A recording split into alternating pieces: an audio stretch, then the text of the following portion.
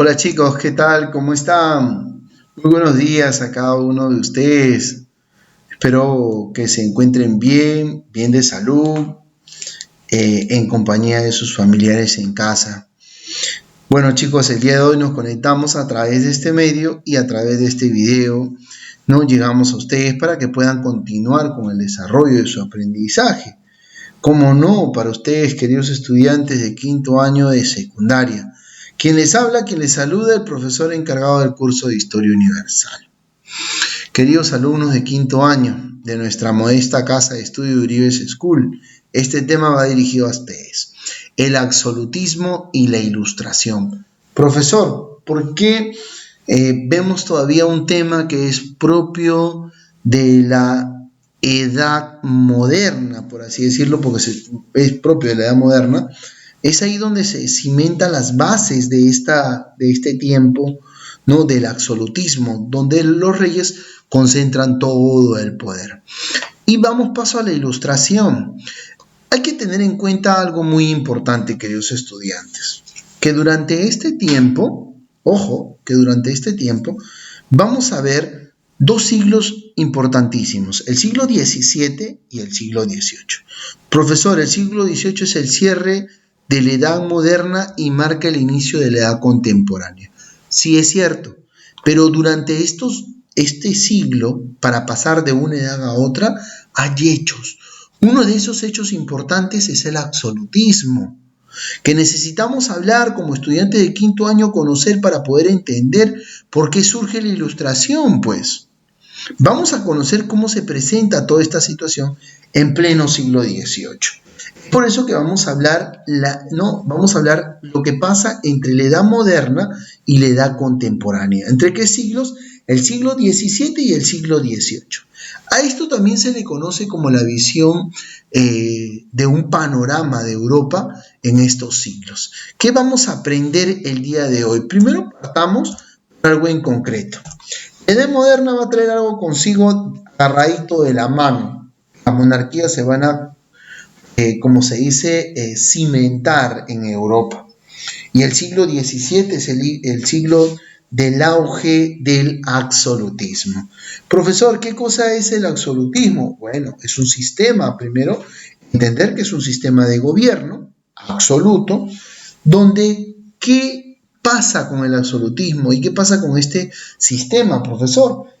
Con este sistema pasa de que el rey no tiene que rendirle cuentas a nadie.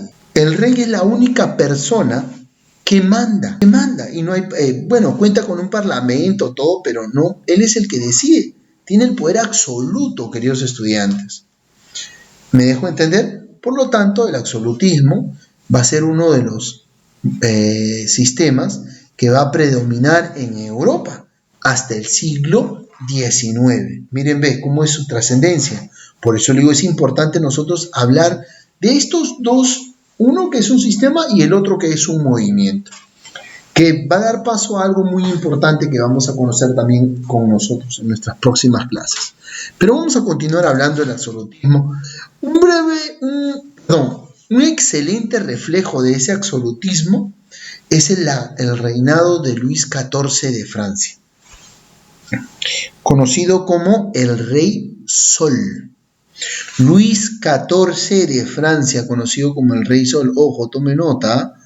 Luis XIV de Francia, conocido como el Rey Sol. El Rey Sol concentra todo el poder. Es el vivo ejemplo, la monarquía francesa es el vivo ejemplo del absolutismo, ¿no? Y condiciona, el rey concentra todo el poder, el rey decide, el rey se expande, etc. Y la población está dominada, está sujetada a una situación. Muy bien, qué bonito, interesante la cosa. ¿Cuáles son las características del absolutismo, profesor? Vamos a ver estas características muy importantes, ¿no? Vamos a partir por acá, vamos a, creo, acá nos vamos, una creo, sí, muy bien. Vamos a ver estas características importantes del absolutismo. Primero, el Estado era el mayor, como se dice, repartidor, o sea, administrador de todos los recursos. El rey, ¿no? Ojo, el rey, su poder era hereditario, o sea, de su hijo, de su hijo, de su hijo, ¿no? hasta que se perdiera el linaje, por así decirlo. Los habitantes eran considerados súbditos del rey. El poder del rey había sido dado y otorgado, su poder era divino y había sido otorgado por Dios. Ojo, el rey administraba los ingresos de la Iglesia Católica. Eso quiere decir que el rey administraba la economía de la riqueza. Netamente ello. Miren el poder del rey y el control que tenía. Por lo tanto, los reyes y los monarcas de este tiempo tienen muchísimo poder y control. Aquí ya tenemos claro las monarquías que están surgiendo, ¿se acuerdan?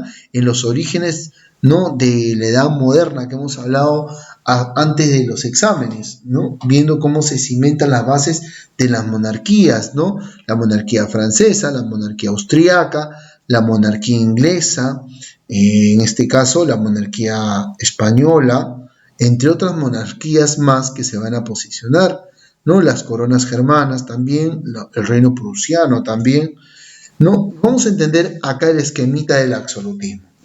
No, la monarquía absolutista consiste en que tiene un monarca, su poder hereditario y vitalicio.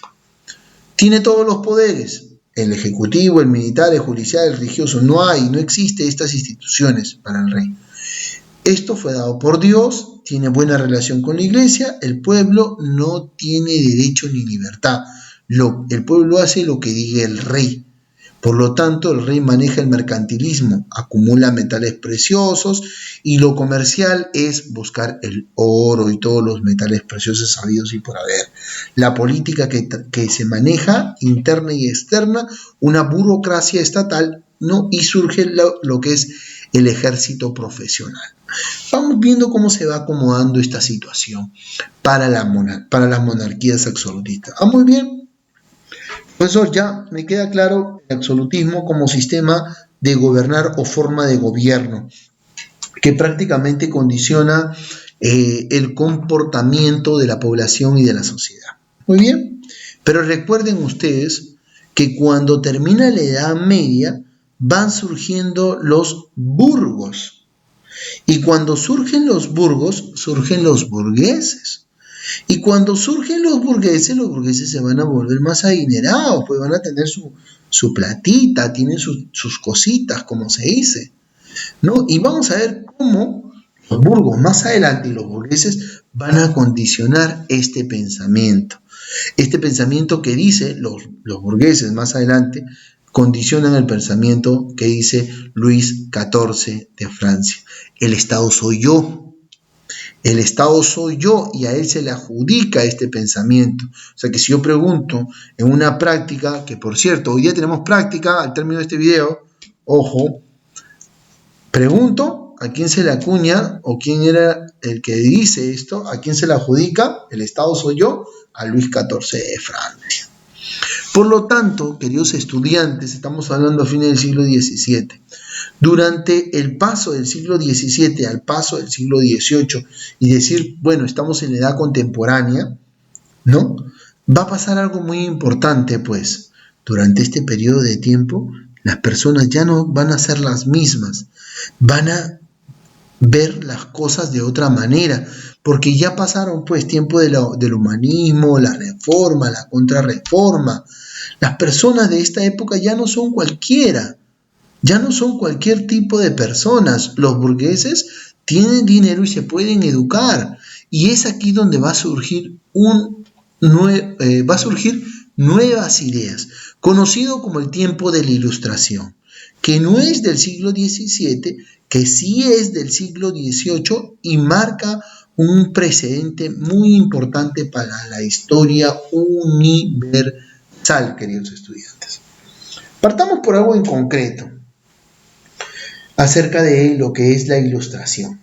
Entendamos algo muy bien. La Ilustración se contrapone a lo que es el absolutismo. Así que son dos cosas muy diferentes. Si bien es cierto, predomina uno en plena decadencia y en pleno surgimiento, predomina otro, va a ser un condicionante. Pero déjeme decirle que la Ilustración no es que predomine y que condicione el absolutismo, sino que influye para que caiga el absolutismo. Eso sí hay que tenerlo claro. Influye en el pensamiento, pero en el pensamiento, en las nuevas ideas de ¿quién? de los que van a realizar diferentes revoluciones más adelante.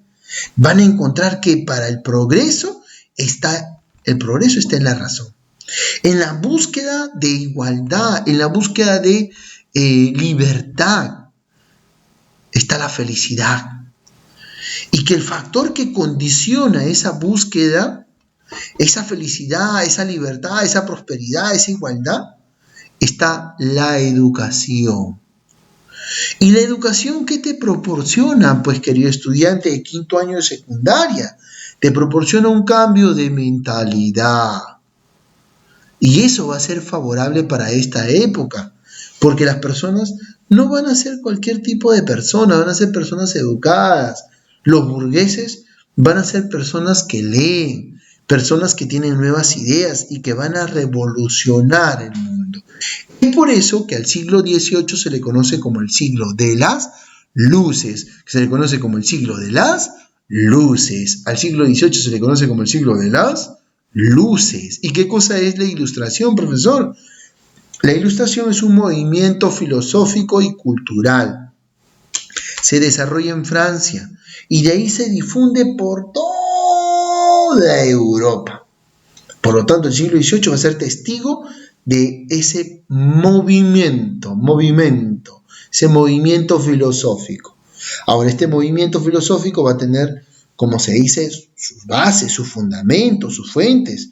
Y su fuente va a ser el racionalismo de René Descartes, el liberalismo político de John Locke, el empirismo de Francis Bacon. Tiene sus características: amor por la naturaleza, la fe en la razón humana, los derechos de igualdad y libertad. Estos dos, de igualdad y libertad, son los que se van a reflejar en la Declaración de los Derechos Universales. Imagínense. ¿Influenció? Sí, va a influenciar, señores. Imagínense que la ilustración influye en muchos países que logran su independencia. ¿Les suena familiar? Sí, ¿verdad? Ahí para que lo tengan en cuenta. El deísmo como religión natural y la moral laica. ¿Cuáles son los planteamientos? Uno de ellos, dentro de los planteamientos que va a tener claro la ilustración, es ¿qué cosa? El antiabsolutismo, planteamiento político. ¿Qué cosa quiere del absolutismo la ilustración? Está en contra, pues. El rey no puede tener todo el poder, no puede concentrar todo el poder. Por lo tanto, la ilustración, ¿qué cosa quiere? La separación de poderes. Que surjan poderes ejecutivos, legislativos y judiciales. ¿Le suena familiar? Sí, profesor, república, como nuestro Perú, exacto, pero a ellos se le conoce como instituciones del Estado, ¿no? En el ámbito económico va a plantear un antimercantilismo, ¿no? Quieren un libre comercio, una libre industria, que no intervenga el Estado en los asuntos comerciales. Imagínense. Bien plasmado lo que la ilustración trae consigo para la sociedad europea que está presentando una monarquía absolutista. Es por eso que la ilustración influye, pero va a ser un determinante del accionar de la población, como la independencia de los Estados Unidos, como la Revolución Francesa en Francia. ¿No? Ya voy entendiendo, profesor, cómo está la figura en este tiempo. El siglo XVIII se le conoce como el siglo de las luces. Muy bien. Acá vamos a tener tres de los filósofos ilustrados más importantes, que dan la base. ¿Pero por qué dan la base? Lógico, pues, tenemos aquí, muchachos, a alguien muy importante. El primero es Voltaire. Lo tenemos ahí a este filósofo, ¿no? Y él va a defender, ¿qué cosa? Los derechos del hombre, ¿no? Y que estos no condicionen o no perturben el orden social, ¿no?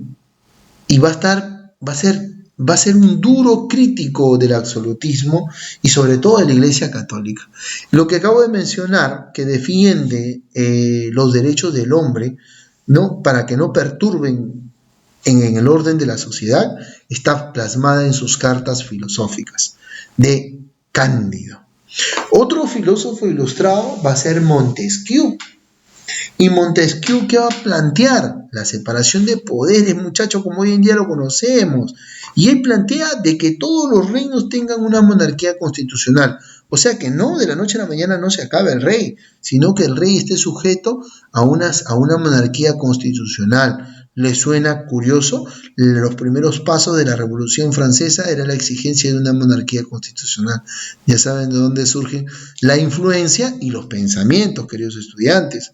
Ojo, esto va a estar en su obra El espíritu de las leyes. Vamos a tener, ¿no?, a Rousseau, en este caso, defensor del sistema republicano. ¿No? Este se va a basar en una importante participación popular. Él no es filósofo, es político, francés, los tres son franceses, ojo. Él plantea que la sociedad que la sociedad monárquica delegue el poder político a los individuos, ¿no? Y que ellos condicionen a los gobernantes. O sea, está hablando de una democracia, de una elección liberal con igualdades para todos. Estos son los tres filósofos ilustrados importantísimos, que su pensamiento, su obra, lo que ellos han plasmado, va a influenciar, ¿no?, en la sociedad, y sobre todo va a jalar con todo la ilustración estos pensamientos para que se queden en toda Europa.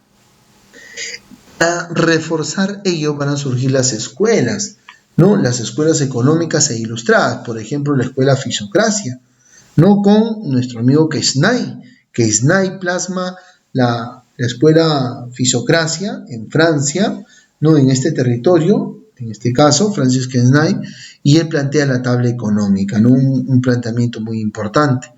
Lo importante es que el país, que sea fuente de riqueza, que las obras representen a lo que hace la monarquía o la corona en este caso. Por otro lado, dentro de las escuelas económicas también van a estar la liberal o la clásica. Esto se ve en otra parte de Europa, en Inglaterra, donde se condiciona el trabajo y la industria del comercio.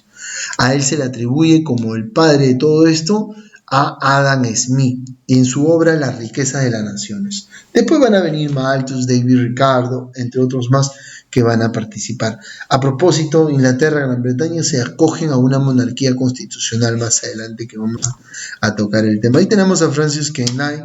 Según esta teoría, la agricultura era la única actividad realmente productiva, como decía él, la circulación de la renta, ¿no? ¿Qué cosa era el tablero económico? Era una tabla o un cuadro económico que lo plasmó en 1758 y trataba de un modelo de reproducción económica, ¿no? Donde están plasmados la renta en una sociedad dividida en tres clases: el agricultor, el propietario y los demás, ¿no?, a los que los caracterizaba como clase estéril. Imagínense, Francis Quesnay. Por otro lado tenemos a Adam Smith, queridos estudiantes, ¿no? Ahí lo tienen, uno de los mayores exponentes de la economía clásica, ¿no?, fundador de la economía, como se dice. Va a ser el primero en elaborar un estudio completo y sistemático acerca de la economía, ¿no? Su libro va a ser esencial en el estudio de los procesos de la recreación, que aborda el mercantilismo y aspectos fisocráticos, en este caso, con carácter científico. Por lo tanto, un respirito, ¿no? Un respirito. Por lo tanto, vamos a darnos cuenta, un respiro ahí, vamos a darnos cuenta de que la ilustración no solamente influye en el comportamiento de las monarquías, no solamente en el pensamiento de la sociedad, no solamente en los pensamientos de los líderes, sino también que influye en el ámbito geográfico. Durante todo este tiempo, son los diferentes imperios coloniales europeos que van a condicionar sus situaciones y sus políticas durante este siglo. El siglo XVIII va a ser evidente de que va a traer consigo muchos aspectos importantes para estas naciones. El surgimiento de nuevas ideas en otros espacios, como en la parte del continente americano, en la parte norte, va a ser muy importante. Las nuevas ideas van a filtrar y van a producirse grandes movimientos, ¿no? Por lo tanto, condicionados van a estar Francia, Alemania e Inglaterra, o los reinos germanos. En Francia vamos a tener a la ilustración marcada por una preocupación netamente por el problema social y político. Al tener ahí a la base de los más grandes ilustrados de la época, como Voltaire, Rousseau, Diderot, que se van a plasmar en este caso, van a dar paso a una revolución, que es la Revolución Francesa en el año de 1789. ¿No? Pero para que todo esto surja, la base de todo pensamiento, de toda razón, tiene que estar plasmada en la enciclopedia. La enciclopedia es la expresión máxima de la ilustración. El tener la enciclopedia va a servir de mucho. No, ojo,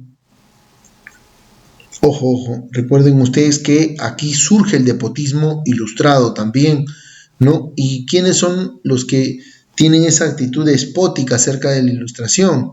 Son los monarcas que no quieren que la ilustración dé paso, ¿no? Y ahorita vamos a ver por qué. En Inglaterra va a ser diferente, ¿no? El empirismo de Locke y los avances científicos de Newton, ¿no? Figuras de Sam David Hume, Adam Smith políticamente, va a consolidar un sistema parlamentario, ¿no? En el cual el rey reina pero no gobierna. El rey tiene el reinado, pero él no gobierna. Gobierna el parlamento a través de sus ministros. Es uno de los primeros en acoger un tipo de monarquía constituyente, ¿no? Importantísima, déjenme decirles. En Alemania o en el territorio de Germania, ¿no? Van a estar Immanuel Kant, que va a incorporar un movimiento ilustrado, ¿no? Que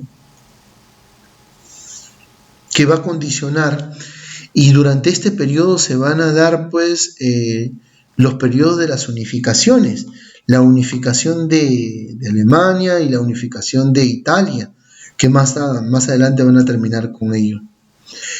El avance científico durante la época de la Ilustración va a ser otro punto importante. Isaac Newton, Alessandro Volta y Lavoisier van a ser los que van a dar grandes aportes. Newton con su teoría de la gravitación universal, James Watt con su máquina a vapor, Alessandro Volta va a ser el primero en crear la pila eléctrica, considerado pues como uno de los fundadores de la ciencia eléctrica. Después van a estar Guillermo Leibniz, ¿no? Carl Liebig, Lavoisier, considerados como los padres de la química moderna. Lavoisier, padre de la química moderna, y Isaac Newton con su teoría de la gravitación, y Alessandro Volta el primero en fabricar la primera pila eléctrica, en este caso considerado como el fundador de la ciencia eléctrica. Todos estos aspectos e investigaciones que se van a dar, que van a surgir, va a dar paso al surgimiento de la enciclopedia, una de las más grandes obras de la época. La enciclopedia va a ser primero publicada, una traducción, ojo, porque la enciclopedia es una obra prácticamente que lo va a plasmar el francés André Le Breton. André Le Breton va a ser el primero en publicar esta enciclopedia, no esta enciclopedia británica. Después se lo va a pasar a Ephraim Chambers, y al cual le van a dejar la labor para que continúe esta enciclopedia. Él no lo hace para el año de 1728, abandona el proyecto, y a André Le Breton no le queda otra más que dejarlo en manos de Denis Diderot y de Jean de Alembert, quienes van a influenciar, ¿no? Quienes van a influenciar sus pensamientos filosóficos de la Ilustración a través del conocimiento. Es aquí, pues, que se van a dar un pensamiento crítico y se va a considerar a la razón como algo muy importante. ¿No? Uno de los primeros volúmenes fue publicado primero en el año 1751. De ahí se fueron acuñando diferentes trabajos de todo lo que investigaban, palabras, objetos, ¿no? Es por eso que es la enciclopedia, el primer diccionario, en este caso, su primer volumen, ¿no? Los primeros en reunir los primeros números van a ser Montesquieu, Voltaire, Rousseau, Buffon, Quesnay, Turgot, entre otros conocidos. Esta va a ser prohibida por el Parlamento y sobre todas las cosas la Iglesia francesa. Sin embargo, hacia 1765 se imprime de manera clandestina 17 volúmenes más acerca de la enciclopedia. Y la concepción de esta gran obra, ejemplo vivo de la ilustración, va a quedar plasmada. Ahí lo tienen, el recopilador, ¿no?, hasta la época del siglo XVIII, de Diderot y de Allenberg. Su difusión plasma las ideas liberales de la ilustración. ¿No? Ahí surge otro término, ¿no? Liberales. Ojo. Ante esa respuesta, los líderes de Prusia, España, Rusia, Austria, van a expresar su manifiesto. Los monarcas absolutistas europeos de la segunda mitad del siglo XVIII no van a querer aplicar una serie de reformas ilustradas en sus estados, modernizarlos, y van a condicionar un régimen que fue conocido, ¿no? Que fue reconocido con esta frase: todo para el pueblo, pero sin el pueblo. Imagínense, ¿no? Este régimen va a estar caracterizado por esta frase, ¿no? Los estados de la ilustración tenían un objetivo de modernizarse. Ahí lo tienen cada uno de los representantes. Para Prusia tenemos a Federico II, conocido como el Grande. Para España, a Carlos III. Para Rusia, Catalina II la Grande. Y para Austria, María Teresa José II. Miren, ahí ustedes lo van teniendo. ¿Dónde está María Antonieta, María Teresa? ¿No? Vamos a ver acá, queridos estudiantes, ¿no?, cómo se da. Ahora, toda esta situación, déjenme decirles, de enfrentamiento, toda esta situación tanto del absolutismo, que se contrapone la ilustración a ello, va a generar malestar en ellos, pero en las otras monarquías como Rusia, como Austria, vamos a sacar la anterior para tenerlo claro acá, genera cierta incomodidad a ellos, y ellos se van a dar su manifestación en contra de la ilustración, y su respuesta va a ser considerado como, para la historia universal, como el despotismo ilustrado. Ahora, van a estar en contra, pero ya estaban cimentadas las bases, los pensamientos llegaron, los burgueses como nuevo elemento de la sociedad empezaron a agarrar realce, pero estaban condicionados a un pago, y eso va a desencadenar que en Francia, y sobre todo primero, uno de los primeros capítulos, se dé la independencia de los Estados Unidos. A raíz de que Francia pierde territorios en Canadá, Estados Unidos se condiciona, Inglaterra, después de tantas guerras, eleva los impuestos a una serie de productos y condiciona a la población de sus colonias, ¿no? Las 13 colonias británicas condiciona, y se desata toda una situación. ¿En qué termina todo esto? Todo esto va a terminar en un conjunto de revoluciones, queridos estudiantes. Y una de las más grandes revoluciones que va a marcar un hecho muy importante va a ser la Revolución Francesa. Pero antes de hablar de la Revolución Francesa, primero vamos a hablar de la independencia de los Estados Unidos, muchachos. Vamos a deleitarnos un poquito escuchando este hermoso himno de Francia, la Marsellesa. Uno de los himnos muy, pero muy, muy importantes, ¿no? Y sobre todo uno de los himnos más hermosos, vamos a ponerlos una vez más, uno de los himnos más hermosos, que es comparado con quién, con cuál himno, lo de nuestro Perú.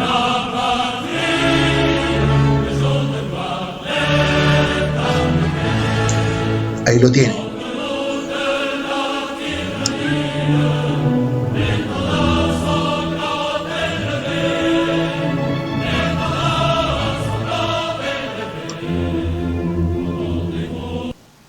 Muy bien, muchachos. Chicos, espero que les haya gustado la clase de hoy. Espero que les haya sido de su agrado. Déjenme decirles que al término del video, ustedes tienen que desarrollar una práctica, queridos estudiantes de quinto año de secundaria. La práctica ya está en la plataforma con un tiempo para que tú lo desarrolles, ¿no? No te olvides, por favor, te pido que desarrolles esta práctica y tengas claro lo que se te ha explicado el día de hoy. Queridos estudiantes, hemos llegado a la parte final de nuestra explicación del día de hoy.